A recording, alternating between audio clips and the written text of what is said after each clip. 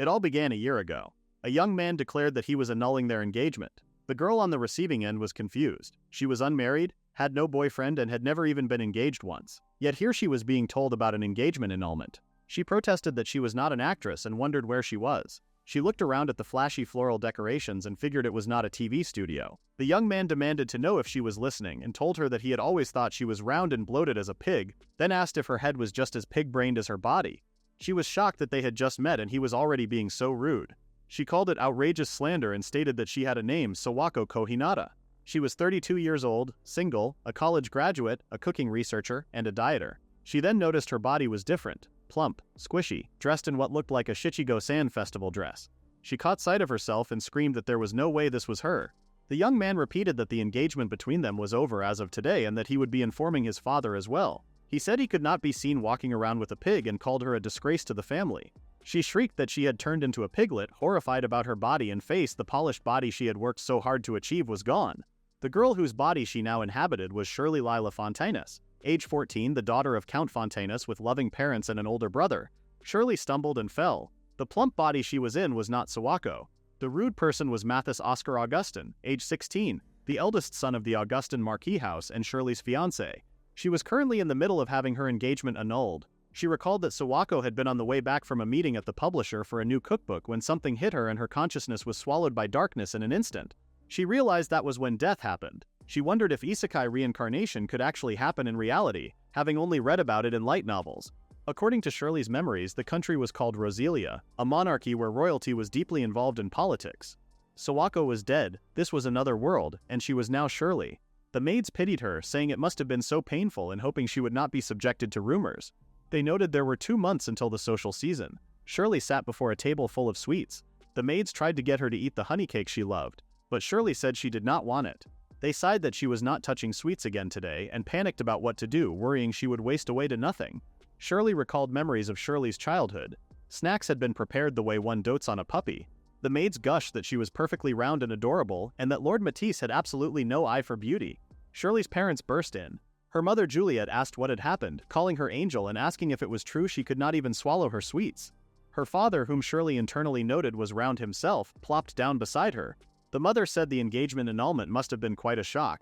The original Shirley seemed to have loved Matisse, but those feelings had vanished completely for Sawako, so the annulment was not shocking in the slightest. Her parents were furious. The Marquess family had been the ones who proposed the engagement, and it was utterly disgraceful. Her father apologized for not pushing back harder. Her mother insisted Shirley was just so adorable that a wonderful prince would soon appear, and that Lord Matisse would surely regret breaking it off. Shirley noted that her mother was a hopelessly romantic maiden who saw everything through a thick filter of doting love. The parents ordered madeleines and milk tea with plenty of honey to be brought. Shirley finally understood how round little Shirley came to be. Shirley thought that if she kept living like this, she would get sick from obesity. 2 months from now was the social debut, where it was customary to wear a pure white dress. Attending in this body was absolutely not an option. She told her parents that she would go on a diet. Her parents immediately protested. Being a little plump was healthier, dieting was such a painful thing. Shirley came up with 2 plans, a strategic diet and avoiding wearing a dress in this state. Since the first plan was impossible with her parents being so indulgent, she went with the second. She put on a sad face and told them that being cast aside by Lord Matisse had left her heart in such agony and that she wished to recuperate on the estate. She asked if her debut could be postponed by a year. Her parents instantly squeezed her, calling her a delicate child and granting her a year's reprieve. Shirley left the capital for the county of Fontinus, where her older brother Lucian resided. Her parents stayed in the capital for important government positions. She handed her maid Aletta the diet plan.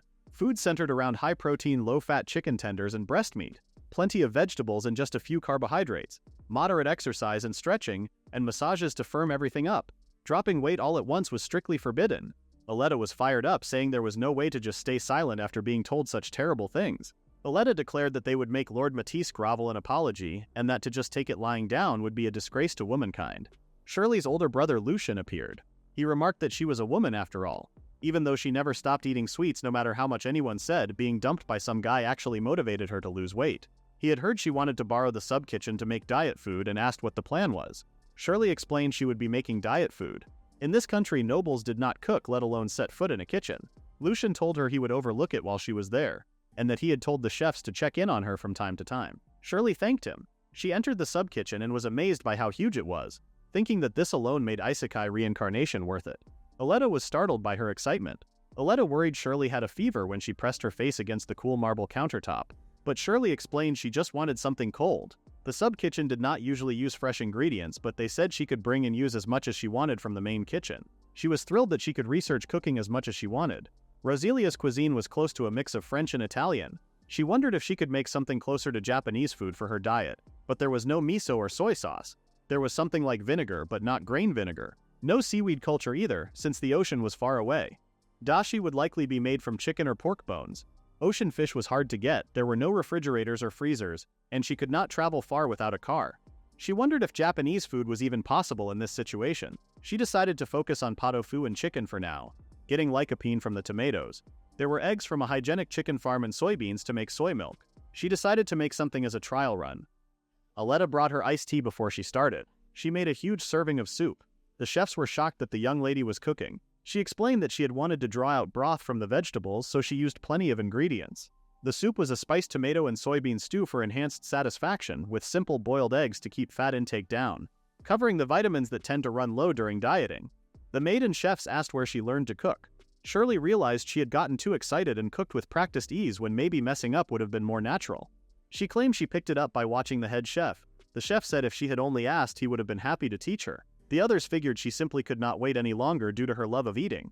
Shirley thought it was pure agony keeping her true cooking knowledge hidden. Lucian appeared and said she was finally showing interest in something other than eating. He said he would overlook it and asked to have a taste in exchange. She warned him it was just plain vegetable soup. Lucian tasted it, gulped and said it was delicious, looking stunned. Shirley thought that of course it was delicious since she made proper stock, and told him not to look at her like he had witnessed a miracle. Shirley explained that the secret ingredient was a bit of lightly roasted bacon. The sweetness from the bacon fat seeped into the soup and added depth to the light vegetable broth. The chefs and Lucian asked for seconds and more tastings. She refused, saying it was her dinner portion.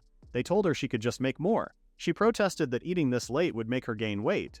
The pot ended up empty, and she had been planning to save the rest for tomorrow's breakfast.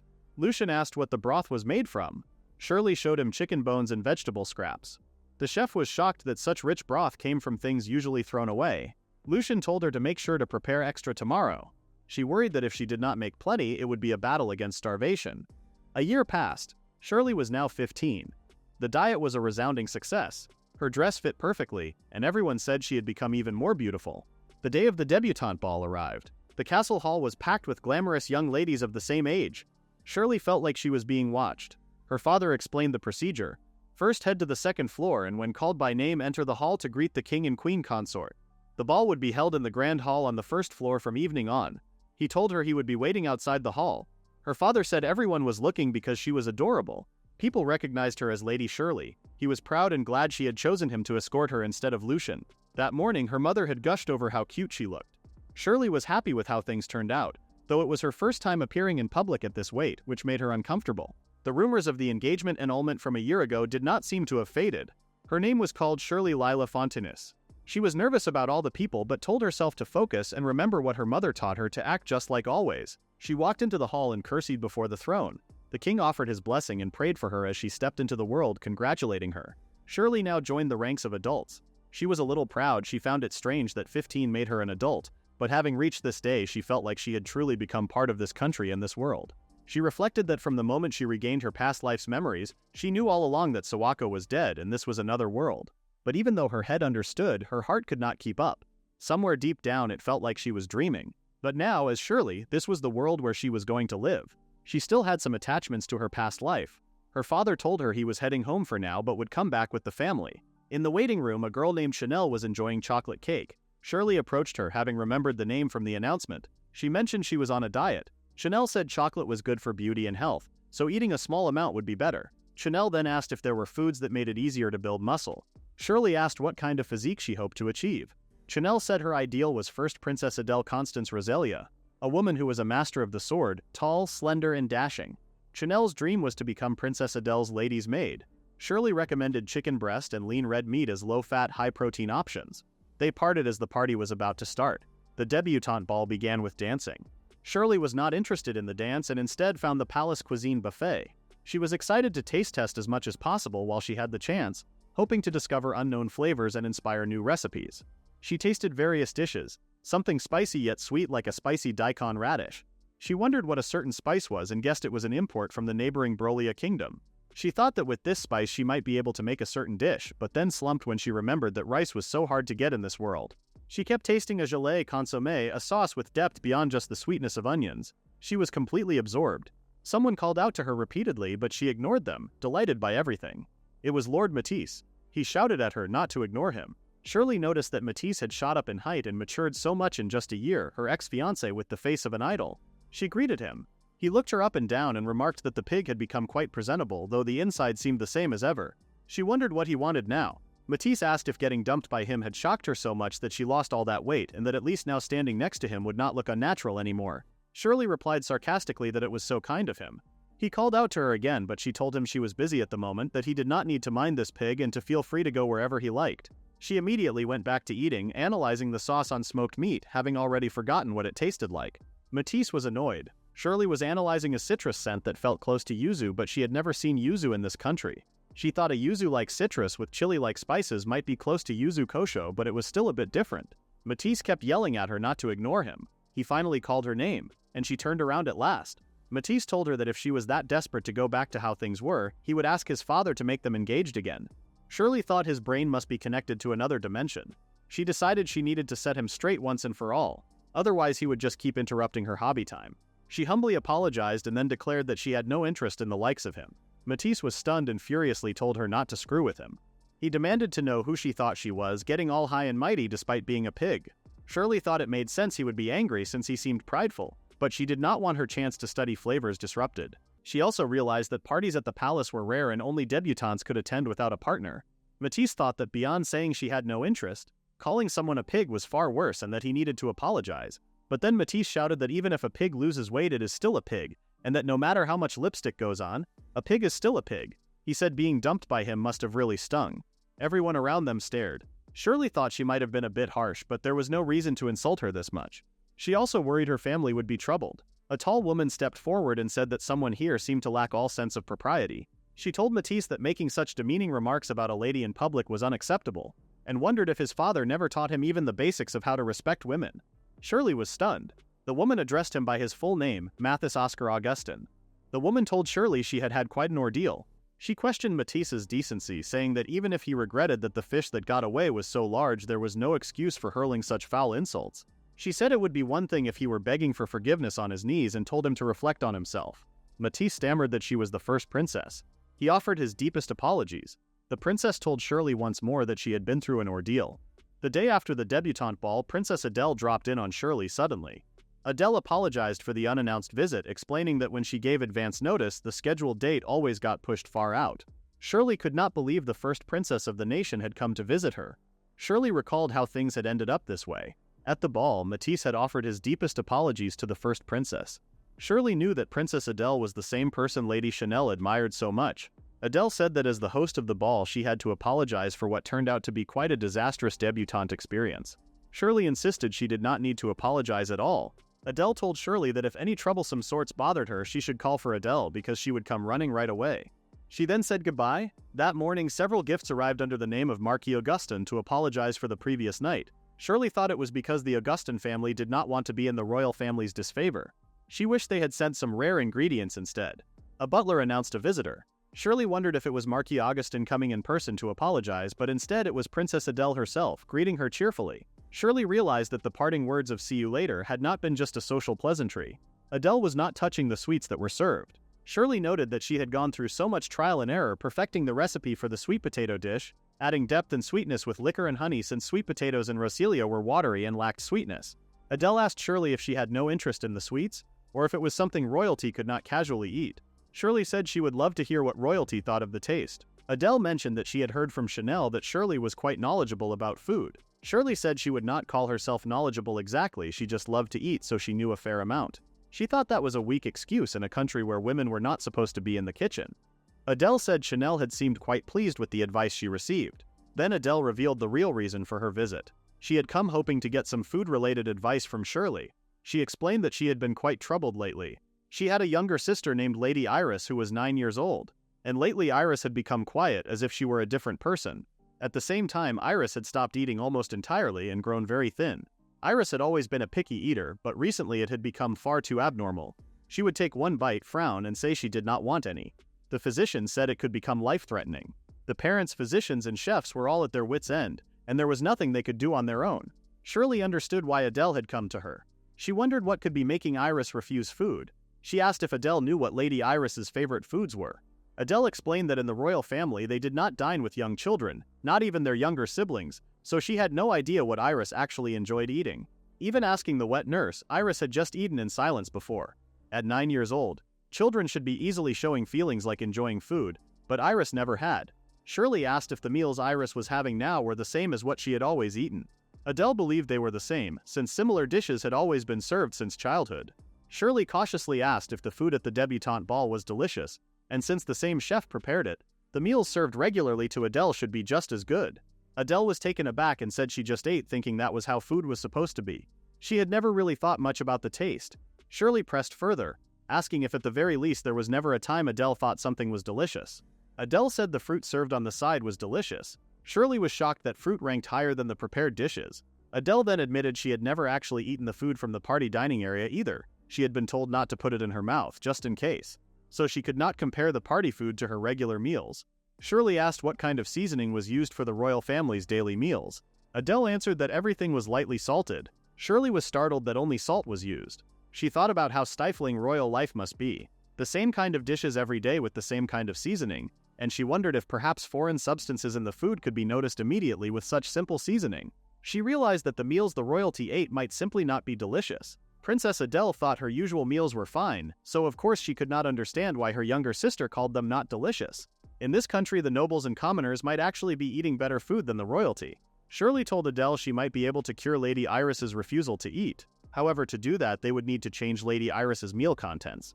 She asked if Adele would allow her to prepare the meals. Adele was surprised and asked if Shirley would make them herself. Shirley admitted that as a noble it was not exactly commendable, but she was quite good at cooking. She said she would not force the matter, of course. Their parents were worried, so they should overlook that much. Adele then asked Shirley if she could live at the castle for a little while. She explained that if people saw Shirley coming and going from the castle kitchen, it would look bad for both Shirley and Count Fontinus. Instead, Adele would welcome her as her lady's maid and prepare a kitchen just for her. Shirley was stunned. Adele said the treatment would be excellent and asked if Shirley would dislike living at the castle as her lady's maid. She also promised to provide all the necessary tools and ingredients. Shirley said it was very generous but hesitated. Adele said she would come for Shirley again soon. Shirley sighed with relief but then realized Adele was serious. 2 days later, Princess Adele moved with incredible speed. Shirley was whisked away to the castle without even having time to properly prepare. Neither her things nor her heart were ready. Adele welcomed her at the castle. Chanel was already there, having also become a lady's maid. She explained she had told them it was not fair for only Shirley to become one. Shirley thought of her as a pushy maid instead of a pushy wife. Since they were both ladies' maids now, Chanel said there was no need for honorifics or formal speech and told Shirley to just call her Chanel. Chanel showed her around. They arrived at Adele's room. Adele welcomed Shirley warmly, telling her there was no need for formalities and to feel free to relax. She said everyone there did the same and it put her more at ease too. Adele showed Shirley a kitchen in the adjoining room that had not been used in years and told her to use it however she liked. She would have it cleaned and ready by tomorrow. Shirley thought that Lady Adele was truly an approachable princess, and with a proper justification she could now cook to her heart's content. Adele told Shirley to rest well in her room for the day and mentioned that Shirley would be having the same meals the royalty ate.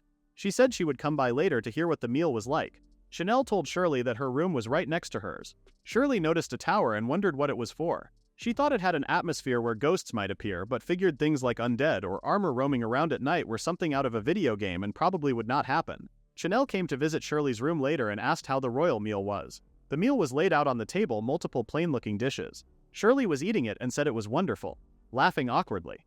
Chanel was shocked and asked if Shirley was actually eating that. Chanel confirmed that the meals she and the other ladies' maids ate were delicious, which meant only the food the royalty ate was bad. She asked if Shirley was lying. Shirley said the meals were absolutely delicious. She then wondered why anyone would need to deliberately make food taste bad. Chanel said she did not really get it, but it sounded rough. The next day, Adele introduced her younger sister Iris. Princess Iris Kabushira Rosalia looked nothing like her older sister. She had a mature atmosphere despite being only 9. She seemed distant toward Adele. The nanny Lady Coral looked worried. Adele asked Shirley to talk with Iris in the meantime while she headed to the kitchen to check on things. Shirley asked Iris directly why she would not eat her meal. Iris apologized, noting that her older sister had insisted on bringing Shirley along. Iris simply said it was because the food was not good. Shirley asked if Adele had perhaps eaten the same meal. Iris confirmed it and said Shirley did not think it was good either. Shirley offered her condolences. Shirley asked if Iris would eat something if it were delicious. Iris said she had no appetite to begin with. Shirley thought about what kind of environment robs a child of even their childlike spirit. She asked what sort of things Iris might want to try eating. Iris said that even if she answered, nothing could be prepared. Shirley told her she could not make a judgment unless Iris answered. Iris finally said she would like something like a seasoned porridge. Shirley was surprised, bread porridge. She thought about what kind of porridge it could be. In this world, there was the kind made by stewing bread in milk or a risotto-like dish where raw rice was simmered with milk, butter, and cheese. But Iris's response did not seem to match either of those. Shirley realized that rice porridge was what came to mind. She told Iris she would make it tomorrow. Iris confirmed that Shirley had received permission. The next day, Shirley went to the kitchen. The ingredients were prepared and nothing was broken. Since there was no rice cooker or clay pot, she decided to use a deep pot instead. She cooked the rice first without using it raw, then rinsed it to remove the stickiness, which would make it lighter and easier to eat. Since there were no dried sardines or bonito, she used chicken bones for the stock. She made the soup base for the rice porridge, carefully skimming off the scum. She added ginger and spices to mask the chicken's scent and used a salt base for the soup. Since it was chicken stock, it would be closer to Chinese-style congee, but she wanted to get creative and finish it Japanese style. She added the washed rice and finally poured in beaten egg in a circular motion to add richness. Adele arrived and said it smelled wonderful. She asked Iris if she wanted to taste it. Iris declined. Adele decided she should try it first, reasoning that since her younger sister had been given permission, it should be fine for her to have a little too. Chanel pointed out there was no need for Adele to taste test. Adele took a bite and declared it delicious. She said it was the first time she had ever eaten warm food. Adele asked for a little more. The porridge was brought to Iris. Lady Coral and Shirley watched as Iris took a bite. Iris ate in silence. Shirley and Chanel watched nervously, and Shirley asked if it was not to her liking. Iris ate more and more eagerly. Iris finished her bowl and asked for seconds. Shirley happily told her that there was more. Iris said it was delicious. The nanny Lady Coral was overjoyed. Iris asked if they could prepare dinner for her as well and said she would also like to eat some donburi. She wanted rice with flavor beyond just butter and cheese. Chanel wondered if it was really okay to serve rice, since they did not have a rice cooker. Iris said donburi sounded lovely too. Shirley paused, looking at Iris with curiosity. Shirley thought oyakodon would be nice since Iris liked the chicken stock porridge. There was no seafood stock or soy sauce, so she decided to substitute salt and chicken bones. She would use extra onions to make up for the soy sauce's depth, which would also add sweetness, 2 birds with 1 stone. Adele arrived and commented that it looked like another delicious dish. Shirley said she would prepare a portion for Prince Adele for tomorrow's breakfast as well. Adele mentioned that dinner was with His and Her Majesty, so it was a shame she would not be able to taste what Shirley made. Shirley said she was looking forward to it and that if permission came through she would love to improve Prince Adele's diet too, at least the meals taken in the room morning and noon. Iris finished eating and thanked Shirley for the meal. Shirley was glad Lady Iris's appetite had returned. Iris asked to be alone with Shirley for a moment. Lady Coral agreed and left. Shirley thought that she seemed to have earned Iris's trust. Iris called her name. Iris told Shirley that she had memories of a past life. Shirley was stunned. Iris then guessed that Shirley's past life was probably Japanese and asked if she was wrong. Shirley asked how Iris knew that. She then asked if Lady Iris was the same, a reincarnated person too. Iris reacted with surprise. Iris said her last memory of her previous life was in a hospital room. Shirley asked when, and Iris said it was about 2 months ago. According to Lady Coral, Iris had bumped her head around that time, so Shirley figured that must have been the trigger. Iris said she probably died since she had vaguely known her illness would not be cured. Same as Shirley, she came to this world before realizing what had happened. Iris then said that the thing was, she did not remember a single thing from her 9 years in this world. Shirley realized that Lady Iris's situation was different from her own. Shirley had memories of the 14 years she lived as Shirley, but Iris had none at all. A completely unfamiliar world and family. The position of a princess. All alone and anxious, served unfamiliar food prepared by strangers every single day. The taste was part of it, but it was more than that. It made sense that meals had become difficult. Iris said she would tell Shirley a secret. She had been 25 years old in her past life. Shirley thought that explained why she felt so mature. Iris said it was a shame Shirley was not her lady's maid. She asked if Shirley would be willing to visit as often as possible. Shirley said yes. Iris said she felt like she could finally breathe now that she had come to this world. 10 days had passed since Shirley became Princess Adele's lady's maid. Lady Iris began coming to Princess Adele's room for breakfast and lunch. Breakfast and lunch meant preparing meals for both Lady Iris and Princess Adele. For dinner, Shirley only prepared Lady Iris's portion plus portions for Chanel and the others who insisted on taste testing. Shirley thought she was more like a personal chef than a lady's maid, though she was simply happy to be able to cook. Those peaceful, gentle, unchanging days continued. Adele sighed and said Shirley's cooking was so good that she would miss it when the 6 months were up. Shirley asked what was happening in 6 months. Adele wondered if she had not told Shirley yet. Iris said she did not know either. Adele explained that in 6 months she was going to the neighboring country of Bloria. Shirley was surprised. There was no engagement and no rumors of one either. Shirley wondered if it could be a marriage proposal with the Blorian prince, yet Adele looked so troubled. Shirley asked if there would be a need for a lady's maid to accompany her as well. Adele said no, she would not be taking any ladies' maids with her. She added that there was not much choice in the matter, but it was still better to let the family know. Shirley noted it was quite a range, even though Bloria was a neighboring country. Adele said there was no telling when she would be able to return. The duration could be 3 years at the shortest or 20 at the longest. Shirley asked why. Adele then addressed Shirley directly. Adele said she was hoping Shirley would become Iris's lady's maid, since Iris was around the age where a lady's maid would be appropriate.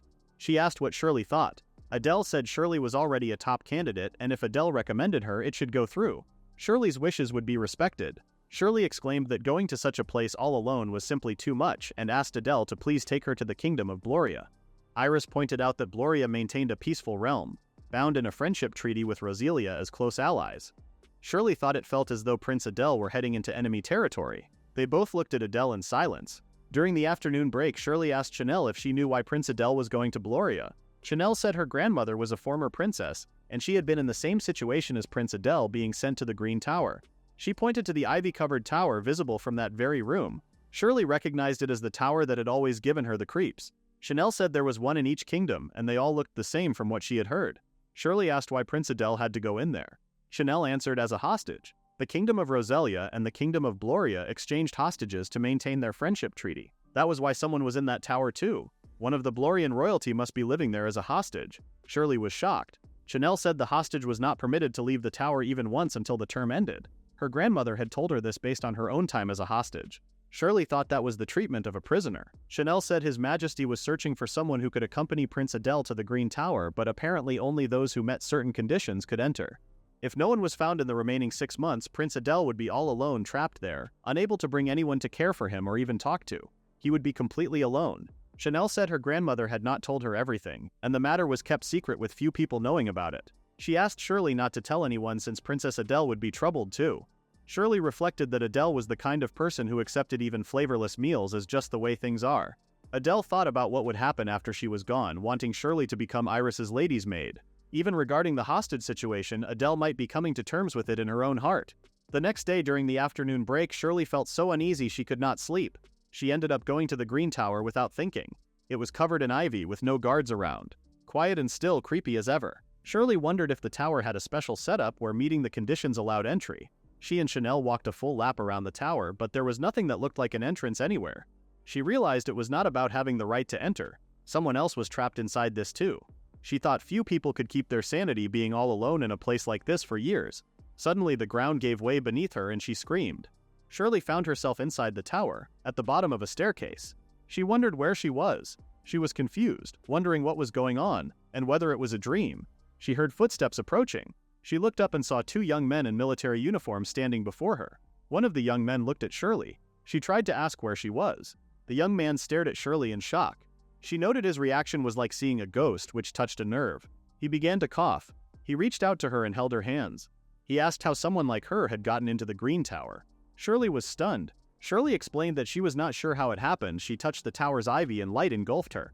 The young man asked if she had stumbled in by accident. From the outside, the tower had nothing resembling an entrance anywhere, and it did not look like it had this much depth inside.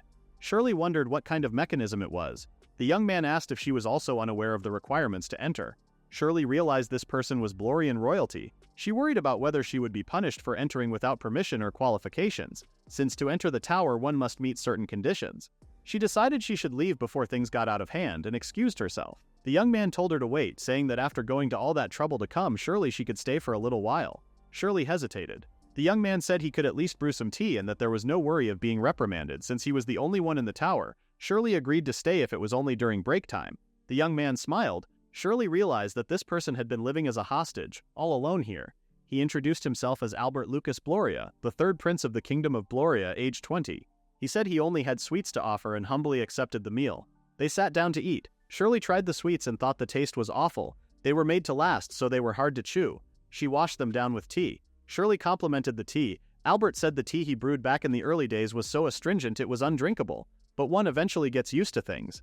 He explained that since meals and clothes were left in a dedicated small room, meeting someone like this after 2 years alone felt like divine mercy. Shirley thought that a hostage for a friendship treaty should be treated with more dignity after 2 whole years alone. Albert told her that even if her entry was by accident, entering the tower meant she met the conditions, but that fact was best kept from everyone. Albert warned her that if it were known she could enter, she would be imprisoned in Gloria's tower. Shirley thought that if they were together, Lady Adele would not have to be alone and said she was a lady's maid, so if it was desired she could go.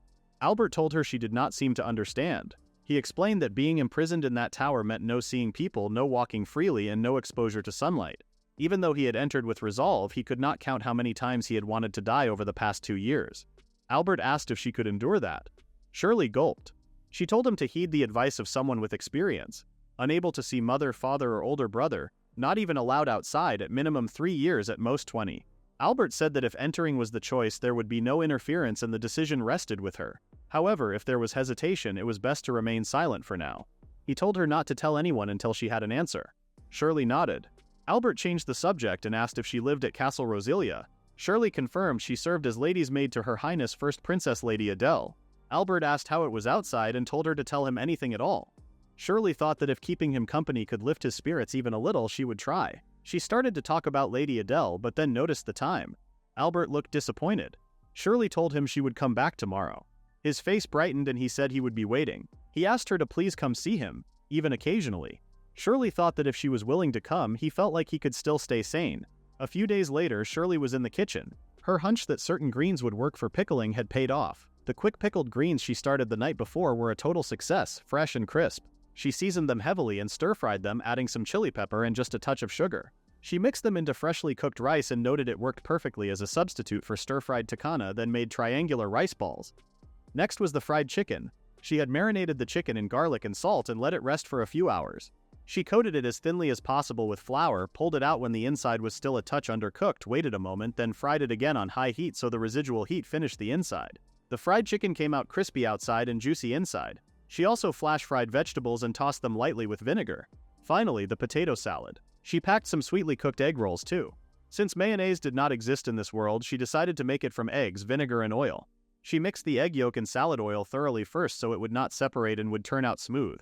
Roselia's vinegar was all wine vinegar, so she used tart citrus juice instead. She mixed the homemade mayonnaise into mashed potatoes, sprinkled salt and pepper over them, and once everything was packed into the box, the bento was done.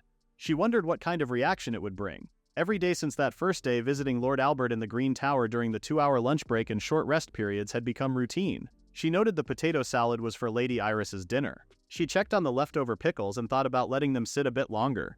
They were palate cleansers, or rather fork cleansers in this case. She also checked on her natural yeast, which was fermenting nicely. It was almost time for it to be ready. Raisins fermented the easiest, though apples or strawberries worked too. She wanted to mix the yeast with bread flour to make a starter. Roselia's flour was not categorized into different types, so she wanted to gauge the compatibility with the yeast based on the gluten content. Maybe taking extra fermentation time at first would work. Lord Albert did not seem to mind the bread he had, but Shirley thought it was dry and crumbly, 13 days worth of it. She listed the reasons the bread was not delicious. The bread-making process was questionable, the yeast was from wine, and no starter dough was being used. She decided to fix these and show she could make fluffy bread. She would start the starter tonight and should be able to make a test batch tomorrow. Once the bread was done and variations started expanding, their meals would get so much livelier. When touching the ivy on the tower, it glowed for a moment and led to the entrance hall. When leaving, just touching the handleless door sent you back to where you started. But even if Lord Albert touched it, the mechanism prevented him from leaving until the time came. She packed ingredients to make soup in the Green Tower's kitchen along with vegetables and hot dogs. Shirley thought it really was a strange tower. She headed off to see Lord Albert. Albert welcomed Shirley with a bright smile. She thought his prince smile was in full force today and could not shake the feeling she was feeding a stray puppy, though she knew it was rude to think that of a 5-year-old prince. Albert used the 4th floor as his private quarters, with the 1st floor housing the dining room and bath. It was unknown which floor was the top. His attendant helped carry the luggage. Shirley mentioned she would be borrowing the kitchen again today. Shirley presented the boxed lunches. Albert said everything Shirley made was delicious. She thought it felt strange to have a bento culture here. At first he had been wary of dishes he had never seen before, but now he had completely taken a liking to them. Shirley asked why only the royalty ate food that was not delicious. Albert answered that it was because they could not have royalty growing accustomed to luxury. Shirley was puzzled. He said the delivered meals were going to waste since she had been bringing him food like this. He said it was delicious and that he was full. Shirley asked if there were eggs, milk, butter, and sugar. Albert confirmed. She said she was planning to make something and that it would be a surprise once it was finished. She decided to make it like French toast. It was simple and tasty. She thought the person who first came up with it was a genius. Albert asked what the nice aroma was. Shirley explained it was bread. It was not very good as it was, so she prepared it differently. Albert tasted it and said it was delicious, asking if it was the same bread. Shirley said she would bake a few extra for him and that they were delicious warmed up in a pan or even cold. Albert thanked her and offered to make tea in return. Even though he said he was full, he kept eating. Shirley chuckled. Shirley thought about her dilemma. Every time she left, that lonely face he made was so hard to bear. If she did not go along with Adele, in 6 months Lord Albert would also be all alone again. But if she did go, Lord Albert would be all alone again too. She wished they would just abolish the hostage system. She wondered what the right thing to do was. Shirley returned to start on Lady Iris's meal preparations. She noticed the potato salad she had made was gone. She looked around confused. She figured it could not be helped and decided to start over. She thought about the rest of the menu. Maybe she should use some of the mayonnaise for Aurora sauce and make menchikatsu. If she made hamburgers too, they could be side dishes for Lord Albert's bento tomorrow. 2 birds with 1 stone. She asked for the listed ingredients to be arranged. In the meantime, she took out the natural yeast. The fermentation had come further along than noon. For long fermentation, a refrigerator would be so handy. It was a shame there was no concept of electricity here. She finally started making the starter. For the first batch, she kept it simple with flour, water, sugar, and salt, and maybe just a little butter. Once she got the knack for it, she would mix eggs into the dough or add more butter. Adele arrived and called Shirley's name. Adele apologized. She explained that the food Shirley had prepared ahead of time had been eaten by her younger brother. Shirley was surprised it was her younger brother. The current king had 4 children in total, 2 princesses and 2 princes. It was Prince Edward, who was 18 and a year younger than Adele. Adele said it was her fault because she had ended up bragging about how delicious Shirley's cooking was. Shirley told her she could just make more. So please do not worry about it. Adele continued. Her younger brother had completely taken a liking to Shirley's cooking and would not stop insisting on meeting her. Shirley was shocked. Edward Steph Roselia, the second prince, appeared and asked if the meal was ready yet. Shirley never imagined she would be told to serve him lunch. His impatient stares were intense. Lady Adele had been trying to manage the situation. Shirley decided to bring out the soup that was already done and the potato salad sandwiches first. The sandwich bread had been fermenting since last night, but it was over-fermented. She added some water and flour and reckneaded it, shaped it into rolls, scored the tops and made them into sandwiches. She added crispy bacon for texture, so they should be quite filling. Once this was done, she would bring some sandwiches to Chanel too. For a palate cleanser, she used the aspic from the cooled soup to make steamed root vegetables with chalet sauce. While they were eating, she took the flour gnocchi, topped them with ripe tomato sauce and cheese to make a gratin. Dessert was a fluffy chiffon cake. A quarter of it was for Lord Albert. Making it ahead was the right call. She set it aside to cool properly. Edward asked for seconds on the sandwiches. Shirley was surprised he had finished them already. She worried that Chanel's and Lord Albert's portions would shrink. She figured upsetting a prince sounded like trouble later. She thought at this rate he might be quite the handful. She rushed to finish everything before a third helping was requested. Edward took a bite of the gnocchi gratin and was shocked, asking what it was. He stared at Shirley and Iris as they ate. He asked if she was Shirley. Adele told him he should not stare at a lady like that. She noted he was the daughter of Count Fontinus. Edward said it was delicious the first time a meal had tasted good. Shirley thought that Prince Edward had been enduring awful food too. She reminded herself she was 40 in her past life and should take the mature approach here. Edward addressed Adele as sister and said that she was leaving Shirley behind when she departed for the neighboring kingdom. Right? He said that if so, after that, indulging a few whims would be acceptable. He asked Adele to please give this girl to him. Edward repeated his demand, telling Shirley to resign as his older sister's lady's maid and become his maid instead, saying that alone would be enough for him. Iris stepped in and told Edward that Shirley was not an object, so there was no way she could be handed over. She added that Shirley was already scheduled to become her lady's maid. Edward was caught off guard that there was already a prior claim on Shirley. Shirley wondered why she felt like she had done something wrong. She thought Edward looked like a big dog that had been told to wait, but with a hint of being put off. Adele sighed and said she figured this would happen. She asked if it would not be too much trouble for Shirley and whether it would be alright to invite her younger brother to lunch starting tomorrow. Adele mentioned they could discuss what would happen after she headed to Bloria with Iris again later. Shirley thought that making lunch was not much trouble for her, but Adele's serving maids would have their hands full with an 18-year-old boy who ate heartily. Edward was already asking for seconds. Shirley said she would do her best. Adele said she understood and that it was fine. Edward thanked her, saying he was grateful. Shirley told Albert at the Green Tower about what had happened. Albert said there was no helping that. Shirley asked why. Albert thanked her for the meal and told her it was because what she made was far too delicious. Shirley thought it was just drawing on knowledge from a past life. Albert told her that most likely her cooking was special and could be assumed far superior to others. He mentioned that even the bread in the sandwich she had brought earlier had a texture he had never experienced. Albert explained that if the Roselia royalty lived as modestly as they did in the Kingdom of Gloria, getting by on such simple meals, then meals like hers became all the more enticing. He said that if he were in Prince Edward's position, securing such talent would become an absolute priority. Albert continued to say that he too would want to die if he were unable to eat her cooking any longer. Shirley thought that was surely an exaggeration. She asked him why the royal family's food was so bad, and whether it was because there was no need to maintain royal dignity during daily meals. Albert said she may have already guessed, but it was because of the tower. In the Green Tower, members of the royal family were confined in shifts. He said she was likely aware of that already. Albert told her it might be for her own sake if he explained. Shirley mentioned she had heard rumors about hostages for the friendship treaty and asked if they were true. Albert said that if they were only talking about Gloria and Roselia, it would not be wrong to say it was for maintaining the friendship treaty. But more than that, it was necessary for maintaining the tower. He said that whether entering another country's tower or one's own was the only difference. Shirley was confused and asked why regular maintenance would not be enough. Albert explained that a member of the royal family must always be inside. If the tower were in one's own country, people might try to let the confined royal out. Shirley realized that exchanging royalty to enter each other's towers might actually make sense. Albert told her that if such a thing were done, if no one was inside, the tower would eventually wither and the nation would perish. Shirley was shocked and asked him to wait. She asked if a nation could truly perish like that. Shirley asked to organize the information. She confirmed that a qualification was required to enter the tower.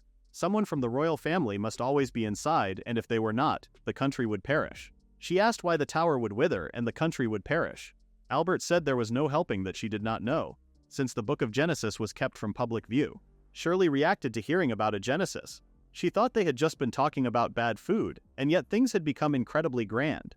Albert told her to wait a moment, retrieved a book, and said he would explain from the very beginning since they had the chance.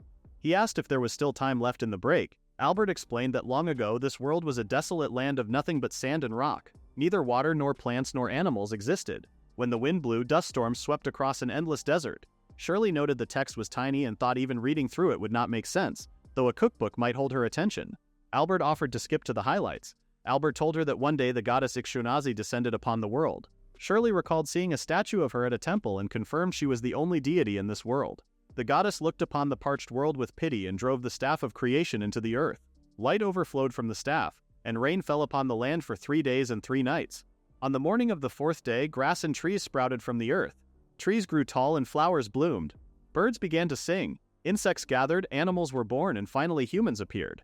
After witnessing the birth of humanity, the goddess departed. However, 100 years later, the world had become a barren land of sand and rock again. The goddess thrust the staff of creation into the earth once more, greenery and people returned, and the goddess left again. But when she came back the next time, the world had become parched yet again. Ixhunazi grew suspicious and stayed in the world. She learned what was causing it to break. The world was barren by nature, and magical power had to be constantly supplied to maintain it. The goddess could not remain forever, so she shared a small portion of her own magical power with a handful of humans. She built towers covered in green all across the world and had those humans supply their magical power from inside. Albert explained that the descendants of those suppliers were the royal families of every nation today. That was why they entered the Green Tower, to prevent the world's destruction. Shirley was stunned that mana actually existed and wondered if this was a fantasy world. She got excited and asked if Lord Albert was a magic user, and whether he could chant spells to create fire or produce things from nothing like alchemy. She then wondered if miso and soy sauce could be produced that way.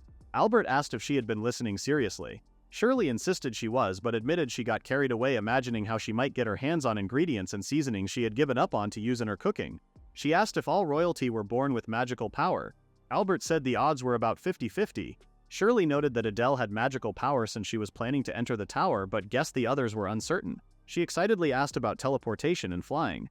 Albert touched her forehead and asked if she had a fever. She asked why he would think that. He told her it was because she was saying such strange things. He explained that magical power was the power that prevented the world's destruction, and asked how that led to flying in the sky or producing things. He told her that once inside the tower, magical power was drawn out on its own and flowed through the Green Tower into the earth, and that was all there was to it. Albert added that the idea of using magical power was not clear at all. He told Shirley that she possessed magical power as well, and asked if she had never used it. Shirley thought what a dreamless reality. She then reacted with shock that she had magical power too. Albert told her that the moment she was able to enter the tower, it should have been obvious she possessed mana. Shirley protested that she was not royalty. Albert explained that over many years royal blood had mingled with the nobility. Among those nobles with ties to the royal family, it was rare for people with mana to be born. That was precisely why he had told her to keep quiet about entering the tower. If word got out about her, Gloria would likely place her in their tower alongside royalty. Shirley understood. Shirley remarked that it seemed she had become a magical girl without even realizing it. She noted that if she could not use magic freely, she could not really call herself one. She said how boring. She wished that snapping her fingers could make miso appear. Albert asked Shirley what in the world she had done. Shirley said she was not really sure.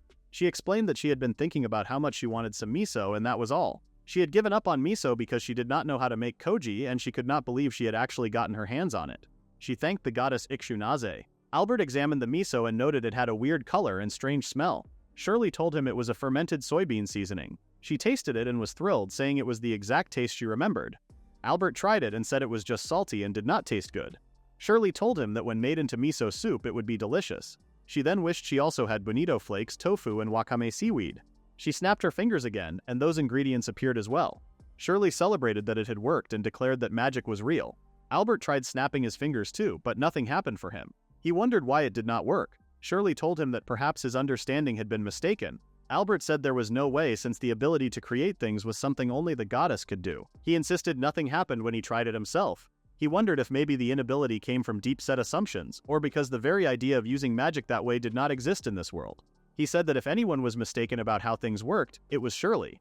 Albert decided to set that aside for now and told Shirley to wait while he ate the potato chips she had summoned. He said that miso soup would be made with the ingredients they had. Shirley agreed and got to work. Shirley began making the miso soup she had been dreaming of. She started with the broth, boiling water and adding bonito flakes.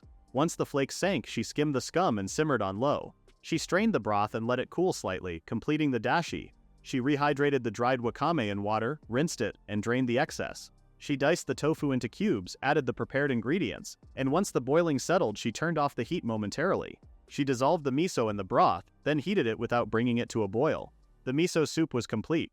She told Albert it was ready. Shirley thought Albert looked like an elementary schooler in front of sweets. He asked if the soup was done. She told him to hold the bowl and drink it just like that, and warned him it was hot so he should blow on it. Albert was surprised he could drink it directly. He tried it and said it was delicious. He remarked that it was warm and somehow comforting. Shirley told him the ingredients could be changed up and to try all the different flavors. She noted that Albert seemed to have taken a real liking to the potato chips. Albert asked if the chips could be an ingredient too. Shirley told him that next time she would make it with potatoes, the original ingredient. Shirley noticed the time and said she should head back to the castle soon. She told Albert that miso soup had been prepared and set aside for him, and to also make sure he ate a proper dinner.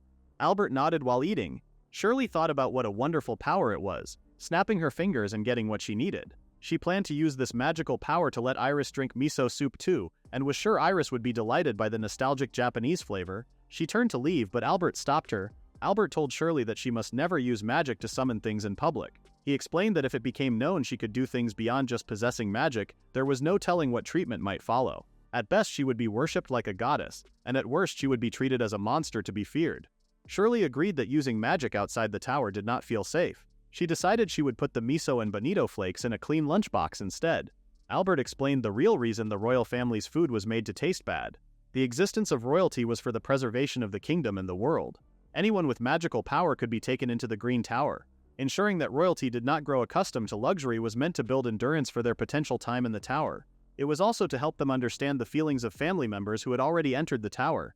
Shirley asked who had come up with such reasoning. Albert answered that it was a king of Roselia from about 150 years ago. Shirley thought it was far too extreme.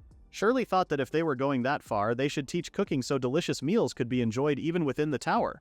They could have found other methods. She found it frightening how indoctrination worked, since everyone accepted this as a matter of course. She thought that a count's daughter saying such opinions out loud would never be possible. Shirley was back in the kitchen, fuming.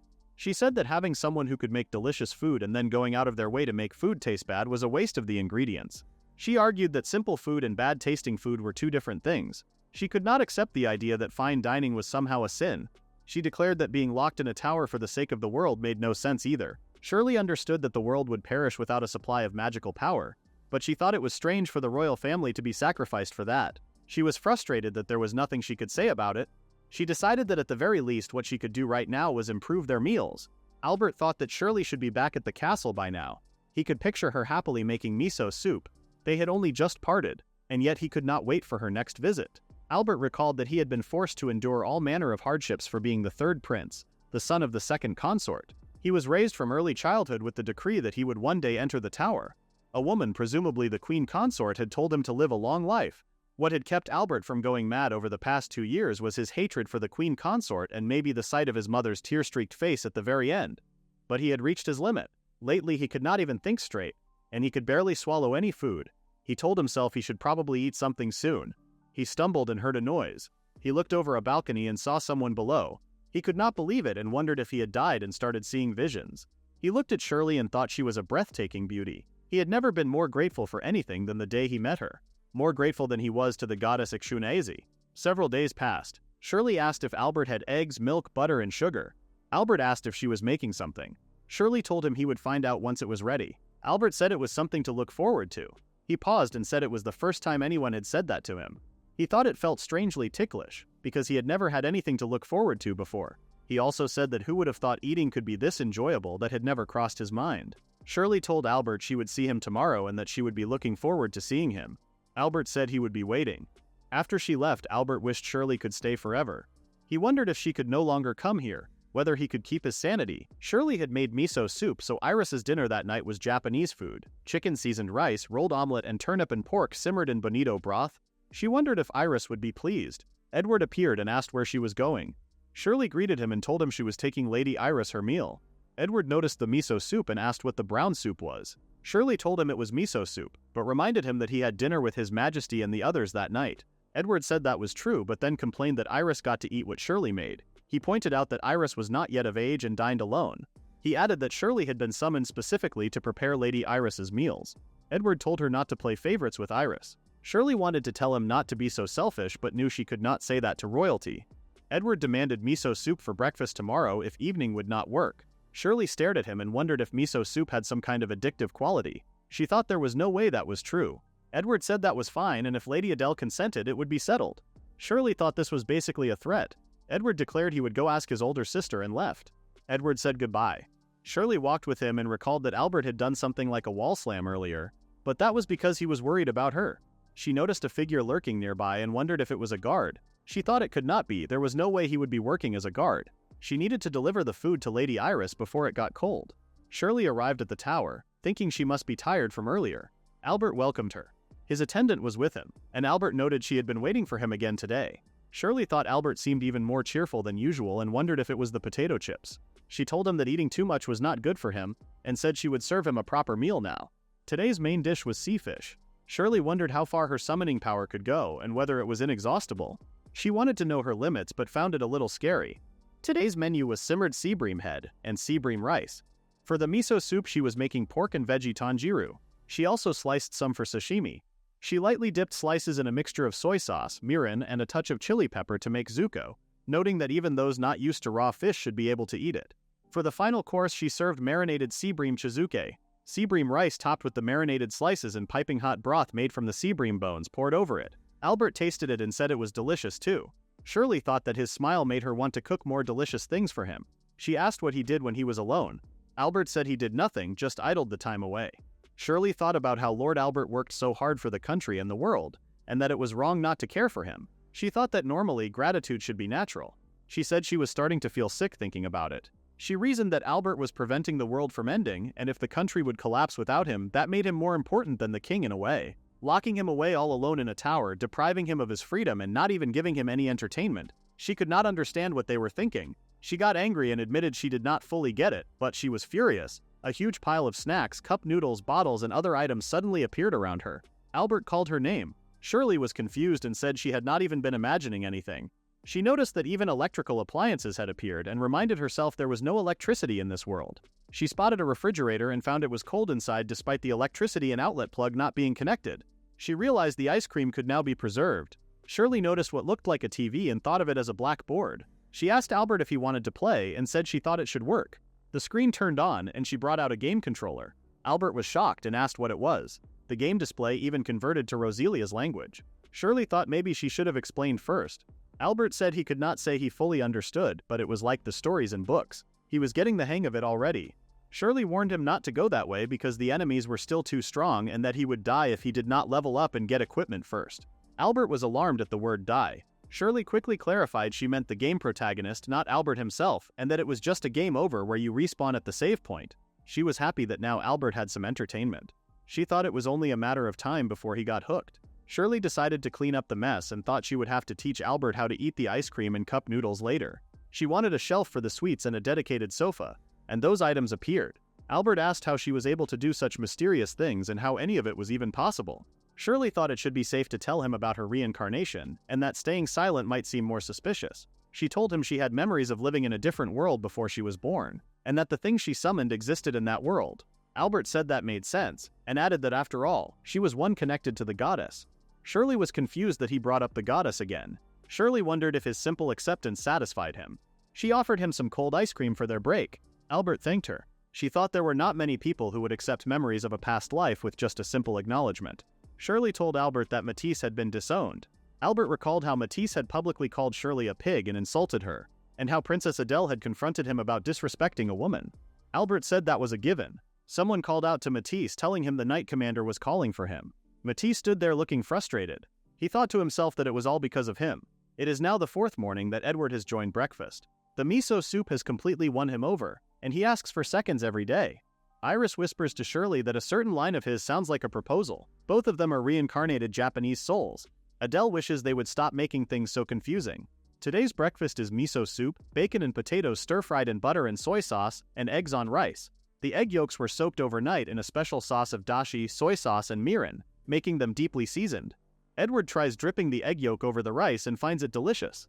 Shirley thinks to herself that processing the eggs was the right call since raw eggs would have been too much for them. Edward then states that Shirley is scheduled to become his lady's maid in 6 months. Iris tells him not to speak so presumptuously. Iris tells Edward she cannot keep cooking for him forever. Edward suggests that even if Shirley transfers from being Adele's maid to his, she could still cook his meals. Adele says having Shirley come every day is already too much for her. She does not want to burden Shirley further, and serving as lady's maid to 2 people would be unreasonable. Adele points out that Shirley will eventually marry, and depending on her partner, she may leave her position as lady's maid, especially if she has children. Edward is hit by the realization that someday Shirley will be gone. Iris is shocked he is only now figuring this out. Shirley offers Edward another serving of miso soup. Everyone sits together at the breakfast table. Shirley is pouring soup when Edward calls her name. She looks up and responds. Edward looks at Shirley and says, "Marry me." Shirley chokes. Everyone reacts in shock. Edward says that marriage would solve everything. He is the second prince after all, so he would not mind marrying into House Fontinus since there is already an older brother as heir. Shirley says she has never heard of a prince marrying into a count's house. It would be a problem if her older brother Lucian were pushed out. Edward says he can use the ducal title he is set to receive. He will have an estate built for them and she can do whatever she wants with it. Shirley trembles and tells him to please wait, calling his words foolishness. She slaps his hand away. Iris yells that marrying Shirley just because he wants to eat her cooking is insulting to her. Edward insists he is serious and will respect and cherish his wife and make every one of Shirley's dreams come true. Iris tells him not to disregard Shirley's feelings and categorically refuses on her behalf. Edward asks why Iris is the one refusing. Adele scolds Edward, saying his behavior is far too rude. She tells both Edward and Iris to calm down. She reminds Iris that Shirley is the one who gets to decide, and tells Edward that if he is serious, he should follow proper etiquette. One should not ignore Shirley's own feelings. Shirley quietly wishes Adele would actually just stop him. Edward takes Adele's words to mean that as long as Shirley understands how serious he is, everything is fine. Adele tries to say that is not what she meant. Iris says if Shirley liked Edward as a man, it might be unavoidable. But otherwise she declares as future head of the household. Full resistance will be mounted. Adele says that is not it either. Edward does not understand what love has to do with a royal marriage. Iris insists love is the most important thing for a woman's marriage. Shirley privately thinks Iris is being very reliable. Edward tells Shirley that marrying him would be a great deal for her. Shirley admits the conditions sound perfect, but to her, Edward just feels like a large, eager dog. The whole situation has become a mess. Edward tells Adele he is serious about Shirley. Later he stands alone, wondering why a girl would not be happy to receive a proposal from a prince. Edward reflects that to maintain the world, royals are kept under house arrest in the tower, so no one ever cared about having delicious food. Meanwhile, Adele brings toucannet from Shirley to Albert in the tower. Albert eats it happily. He admires how Shirley's small hands keep producing one delicious dish after another. As if by magic, Albert thinks about how Shirley is a genius. She has no reason to go along with his selfish requests. Yet she still listens to what he wants to eat. She is good at cooking, thoughtful, kind, and cute. Edward considers sending a formal marriage proposal through the king to Count Fontinus since the family could not refuse, but he realizes Iris would be furious. He worries about how to get Shirley to say yes. Most of all, he is afraid Shirley would hate him. He decides this is going to be a long battle. Shirley visits Albert at the tower and tells him about the marriage proposal. Albert is shocked. Shirley says she thinks it was more like an invitation to become Edward's personal chef. Albert tells her there is no way that is the case. Albert insists that marriage and being hired as a cook are completely different things. Shirley tells him the food is getting cold. Albert asks what she plans to do. Shirley says she has never even thought about marriage. Shirley says it does not feel real and she is just troubled by the whole thing since the other party is a prince. Albert asks if she has no intention of marrying Edward. Shirley says no, not really. Shirley admits the conditions Edward offered were very favorable. She would be free to cook as much as she liked, be treated with great care, and could do whatever she pleased. She worries her father might catch wind of it and force her into marriage. Albert asks about the conditions, then quietly says that setting aside the freedom to do as she pleases, he can fulfill the other two conditions himself. Shirley is confused. Albert quickly says it is nothing. He advises her that the sooner she refuses, the better, since the shallower the wound, the less it hurts. Prince or not, if she does not intend to accept, she must refuse. Shirley agrees but wonders if her family will really be spared any trouble. Albert assures her there is no problem. Shirley visits Albert at the tower another time. Albert shows her his game progress, saying they have leveled up and are much stronger now. Shirley notices his armor is high grade and thinks Albert is the type to grind for experience and gold early on. Albert asks about a monster called a kraken. Shirley says it is a squid monster, and that real squid is actually edible. Albert is surprised squid is edible. Shirley offers to make simmered squid and taro the next day. In the game, the kraken's weak point is its head since its legs regenerate no matter how many times they are cut. Its weakness is fire magic, and Albert says he has already learned fireball. He tells Shirley he does not really understand, but he is counting on her. Shirley realizes that if she were to marry Edward and leave the castle, it would not be easy to visit the tower anymore. Shirley looks toward the tower with a sad expression. She sighs as she walks through the castle grounds. Someone calls her name from behind. It is Matise. Shirley is stunned to see him and calls out his name. Shirley stands face to face with Matise and asks why he is here. She notices his outfit is different from before. Matise blames her, saying everything is her fault. He says that because of her he has been ruined. Shirley asks what he means. She thinks he would not attack her this close to the castle gate. If there is an outcry, the guards should notice. But as Adele's lady's maid, causing a commotion would be a problem. Edward happens to notice the scene from nearby and calls out, asking what is going on. He rushes over, calling Shirley's name and telling her to wait. Edward asks Shirley what she is doing in a place like this. She says she was just taking a break on the way back. Edward notices she looks pale. Edward offers to walk Shirley to her room. He guesses she is heading to Adele's room. Shirley thinks it is strange for a lady's maid to have a prince escort her and wonders if that is all right. 3 days later, she mutters that she sees, referring to that guy. Lucian has come to visit Shirley at the castle. He says this was not something that could be discussed in a letter, and asks about the castle guards hiring Matise. Shirley finds it a pain. Lucian wonders why the prideful Matise would ever disrespect a lady's maid to the first princess in public. Shirley tells him Matise was disowned. Lucian is surprised. The Margrave family title will now go to Matise's younger brother, Henry. Lucian says the timing was just bad, since it all happened before Shirley's appointment as lady's maid was finalized. Normally one would assume the royal family had made a prior inquiry first. Being scolded by Adele likely had an impact too. He tells Shirley it is not her fault, and that Matise brought it upon herself. Matise screamed insults at Shirley in the middle of a party. As a person, something is wrong with her. There is no room for sympathy. Shirley understands why Matise resents her now. She never expected Matise would stick around the castle, but still disownment feels too harsh.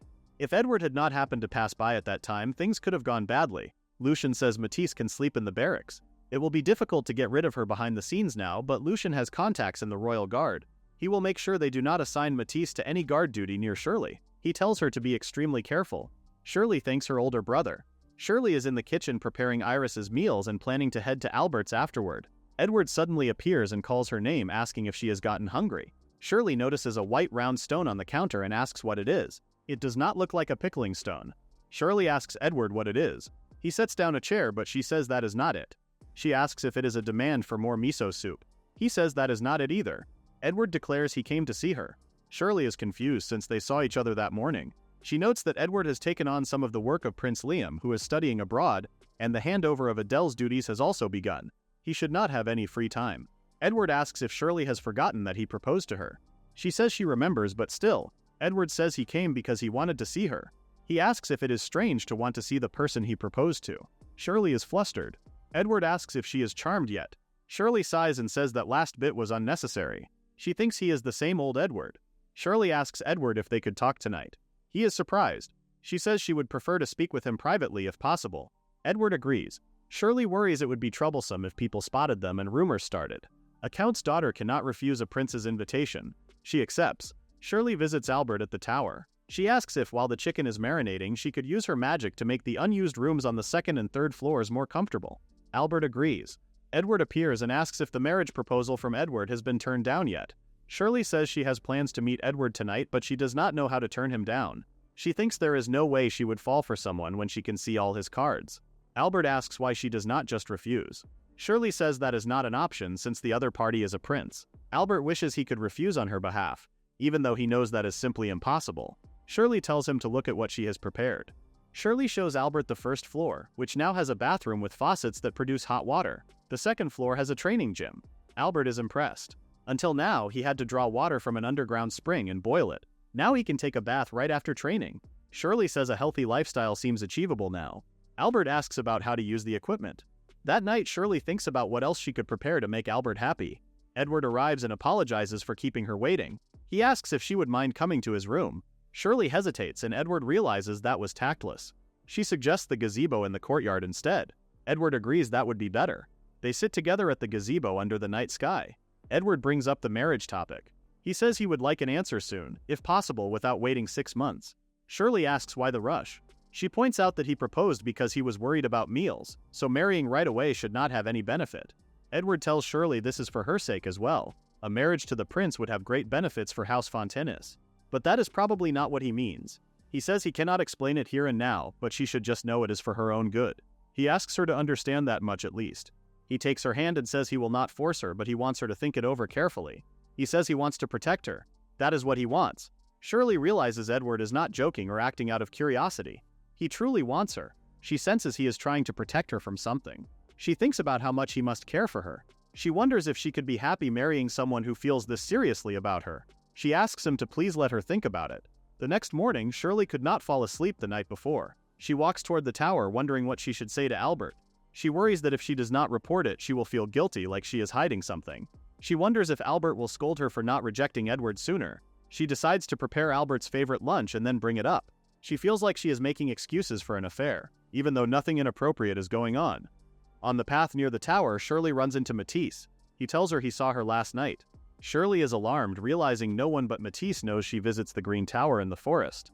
Matise mocks her, saying she is living the good life. He says even a pig can become a swan if it loses weight. He claims he has not strayed beyond his permitted range during break time. Shirley realizes she has been far too careless. Matise says that because of Shirley he is suffering. He lunges at her. Shirley shouts no and tries to run. Matise tells her to wait, and grabs at her, saying if only she were not here. Shirley runs toward the tower calling out for Albert. Matise chases her, saying running is useless and that the tower has no entrance. Shirley calls Albert's name again. Matise tells her to give up and come here. Albert appears, reaching out his hand toward Shirley. She calls his name and reaches back. Albert catches Shirley, pulling her close and holding her in his arms. He calls out her name,